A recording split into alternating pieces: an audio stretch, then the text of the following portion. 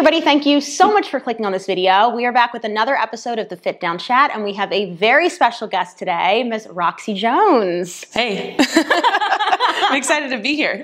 I'm so excited to have you. Why don't you introduce yourself to everybody? Sure. I'm Roxy Jones. I am a New York City-based strength and nutrition coach. I work with people virtually and in person for semi-private strength training and virtual nutrition and strength coaching. And I'm an instructor with Allo Moves. It's a mouthful. So Roxy, the reason that I wanted to have you on was because you've talked a lot recently about competitive bodybuilding and your experience in it. And I would love for you to share a little bit more about that with our audience, because I think it's actually a really good jumping off point to many other topics within that. So why don't you just first start us off with how did you get into that? Definitely. I was working at a studio called Tone House in New York. I've been. Yeah, I was also at SoulCycle at the same time. So both were very intense at the same time. But I was introduced to people that really enjoyed heavy lifting. I'm talking like big boys. They're all about the deadlifts. They're all about the squats. One of the person in particular I'm talking about is Adrian Williams, who's now at Peloton as a coach. Yes. So he got me into deadlifting, and I just really enjoyed picking up heavy weights.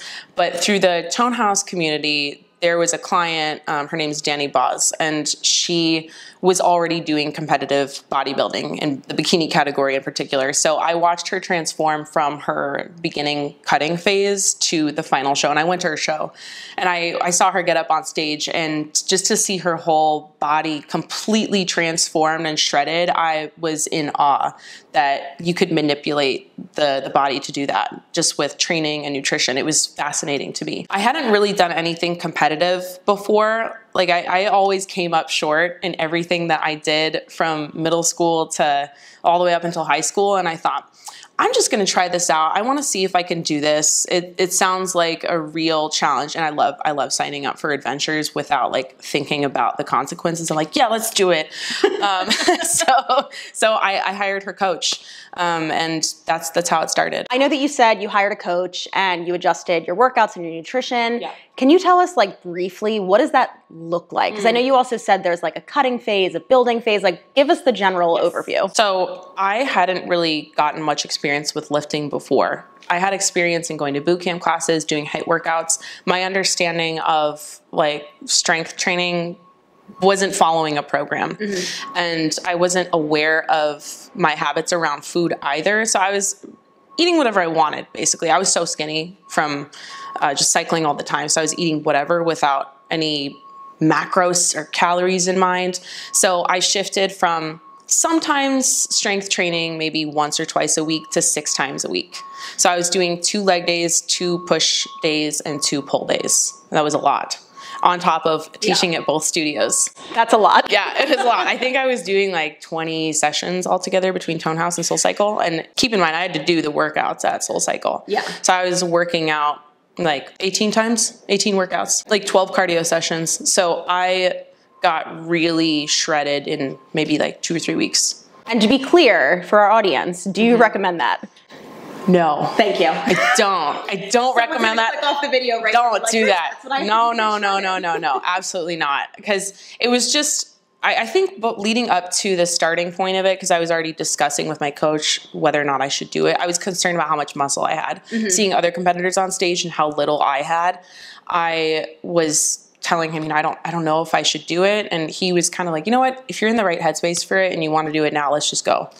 And we did. I got really conditioned. Yeah. I was elite level conditioning, as he puts it. And what did you place? Do you get I did. Oh. I placed. What was the place? I almost won overall for bikini in my first show. It was crazy. I didn't get it because I looked too hard. So I think I was too conditioned, and it depends on a few things. So I won first in tall class, and I was up against the short class girl, and she won the overall. So I was really close to a pro card, which is crazy for my first time. Yeah. But it always depends on who the judges are and the politics around the show and what they're looking for. Because sometimes they want something more hard. Sometimes they want someone that's more soft, especially for bikini. So you go through this whole thing, right? Mm-hmm. You place, which is incredible, and probably felt amazing. I placed in my second show too. 6 weeks later. Too? Yeah, I did. Because there was a big local one. The first one was in New Jersey. The second one was in New York, in the city. And it was, I think it was called the Hercules, which is a really big show. That's funny. That's what my last name means. Oh, I didn't know Italian, that. Oh, that's really cool. Yeah. Oh, Anyway, side fun note. to know. No, the Hercules, I decided to do figure because I was so conditioned. My coach was like, why don't you just move up in the category? So I had to wear a different suit. I had to practice different poses, and I placed third. I didn't do so well in bikini, which is funny. So I was like, okay, well, I'll be happy with third in tall class for my second show. It was great. That's still great. Yes, I got a little trophy. Oh, I love that. So you go through 2 competitions. Too. Talk to me what happened after. Like what do you do after a show like this? Because this has a very firm start and end date in terms of a goal. So what did you do afterwards? So you want to reverse diet after a show. Some people don't. They skip it, especially men. I feel like they just go out of it back to their regular eating and they gain a lot of water weight in the first week. I feel like with how complicated women's bodies are, it's very imperative for them to do this properly. And so you have to slowly add in calories back to a maintenance level or maybe even a little bit of a surplus depending on where your coach wants you. And you still have to continue training as well. After my second show, I was just demolished. Mentally and physically, I was so tired. And I had restricted myself from eating so many things that I loved that it was so difficult to reverse diet. I think I did it for like a month and a half and I got to a good maintenance level and I put on a good amount of healthy weight, but I was still having a lot of troubled thoughts around food and behaviors. Like I was excessively exercising on Fridays. I would meticulously weigh out my food Monday to Friday, and then I would just go ham Friday with eating and working out. Like I'm talking 5 workouts in a day.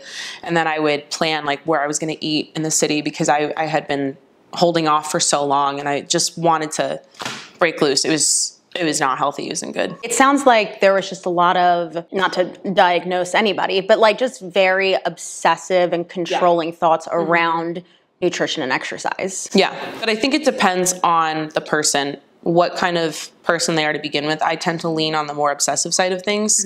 Now I have a better handle on it, of course, but it also depends on what kind of habits you have around food, what kind of relationship you have and how you see food. For somebody who maybe doesn't have great habits around food or exercise, like what would you recommend? What's your number 1 recommendation as a coach? Before you're going to commit to anything that requires like a hard regimen or a routine, just to check in with yourself about your, like with your habits around food, your thoughts, how you view food. A lot of the times when I am coaching new clients, and just to build a healthy relationship with food, I always make sure that they understand hunger cues. I think that's so important. And also just chewing slowly and being able to pick out whole foods first and to remove any sort of barriers around good and bad foods. Yeah. So those 3 things I always teach in the beginning. This should all sound familiar. Yeah, and I wish someone had taught me that. I just didn't know. Absolutely. Yeah. Well, it's so interesting. I feel like we don't learn a lot as adults unless we really seek it out.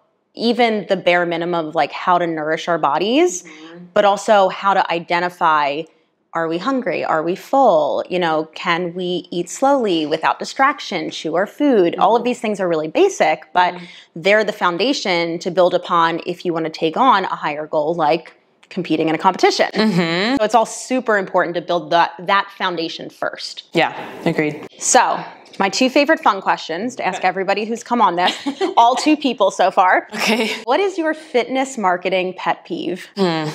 I cannot stand when coaches or trainers and influencers promote a program that's promising an aesthetic goal when everybody has so many different variables, especially women, because we are so complex and you don't know if that coach is going to deliver that. And it also depends on the client's compliance too. There's so many things that go into that. And so it's very frustrating to see someone selling like a 12-week program with guaranteed results when we don't even know what results are. It's such an umbrella word. It could mean so many things because fitness is so multidimensional with many pillars to it. Wellness is. Yeah, I mean, pillars like your workout, your sleep, your nutrition. Sleep, I think, is one of the most important. Underrated. One of the most important. Especially for women. Because, I mean, so much of sleep is like related to your hormones, and it's so interesting too how, this is one of my pet peeves in marketing, but how people have hopped on the hormone trend and yes, I know that's one of your pet peeves.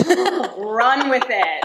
Just Yes. taking a truth and stretching it so far that it's like it's almost still truthful, but now we're just manipulating people. I think on the topic of hormones, it is so complex that most of the time, whatever someone's promoting, it's very much just scratching the surface. Oh yeah. And I think if you are going to go there, you should be outsourcing your work to someone that's a professional. Yes, like someone qualified to work with somebody on hormones. Exactly. I always outsource my clients if they have hormone presenting symptoms. I'm always like, we're going to get your labs, but I'm going to send it to someone else. Or like, here's my naturopath doctor, call her. Yeah. Wow. Staying within your scope of practice. I try to do my best. I always disclose I'm not a therapist, by the way, and I can't diagnose your hormone issues. Sorry. So going back to your pet peeve, because I totally took that into my own pet peeve. If somebody is, wanting to commit to some type of program or challenge or something like that, what would you recommend people look for in terms of the marketing or the phrasing around it, or what should be expected instead of like a 12-week to summer abs program? Right. I know you hate that. I would look for more general goals. So I think get stronger is fine. That's achievable. Yeah. Like something that sounds reasonable, achievable, and timely, as we always tell our clients, like make sure your goals are reasonable. I would look for that. Like get stronger, learn how to do X, Y, Z. Like you'll definitely learn how to do a deadlift in 3 weeks, something like that. Or better habits in 4 weeks, something like that. I try to promote my nutrition program with, build a better relationship with food.